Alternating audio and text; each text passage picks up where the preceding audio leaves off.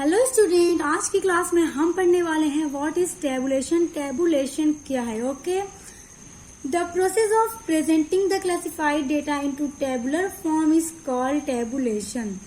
Tabulation एक ऐसी प्रक्रिया है जिसमें हम अपने क्लासिफाइड किए हुए डेटा को प्रेजेंट करते हैं, एक टेबल की फॉर्म में अरेंज करते हैं, प्रेजेंट करते हैं, उसी को हम टेबुलेशन कहते हैं। Okay, It refers to the system of processing data or information by arranging it into a table that is in rows and columns.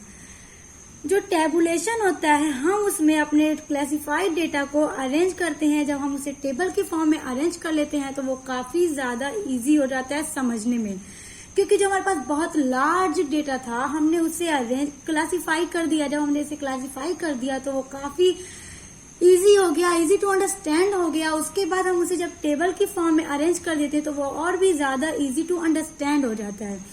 तो हम जिसमें उस जो टेबल की फॉर्म में हम अरेंज करते हैं वो हमारी पर्टिकुलर टेबल जिस चीज से मिलकर बनती है वो है इन रोज एंड कॉलम्स, यानी कि रोज एंड कॉलम्स से मिलकर हमारी पर्टिकुलर टेबल बनती है जिसमें हम अपने क्लासिफाइड डेटा को अरेंज करते हैं। वही प्रक्रिया टेबुलेशन कही जाती है। तो जो रोज एंड कॉलम्स होता है गाइस स्टूडेंट, वो कैसे बनता है तो आइए बताते हैं। अब आप सोच रहे होंगे रोज एंड कॉलम्स क्या है। तो ये मान लीजिए हमारे पास कुछ कॉलम्स हैं जिसमें एक टेबल का कॉलम्स है। यहाँ पे देखिए, ये हमारे पास एक पर्टिकुलर टेबल है। तो अब क्या रोज इसमें कौन सा और कॉलम्स कौन सा है? तो ये जो हमारा ये है ना, ये हमारा कॉलम्स है।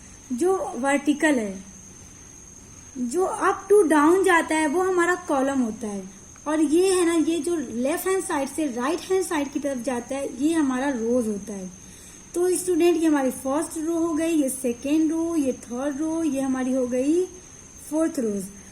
तो रोज क्या है? जो लेफ्ट हैंड साइड से राइट हैंड साइड तक जाता है, और जो अप टू डाउन होता है वो हमारा कॉलम होता है। ओके, ये हो गया हमारा रोज एंड ये हो गया हमारा कॉलम्स। ओके, सो स्टूडेंट, हमने पढ़ लिया कि टेबुलेशन क्या होता है। अब हम देखेंगे ऑब्जेक्ट्स ऑफ टेबुलेशन। तो फर्स्ट है to make the study easier and facilitate comparison.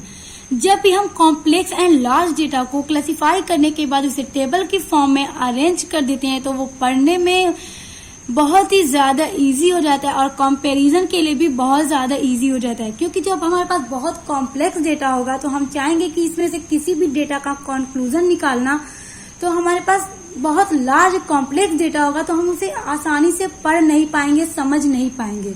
इसलिए जब हम इसे टेबल की फॉर्म में अरेंज कर देते हैं तो काफी इजी हो जाता है। ओके, सेकेंड है to save a lot of time and energy.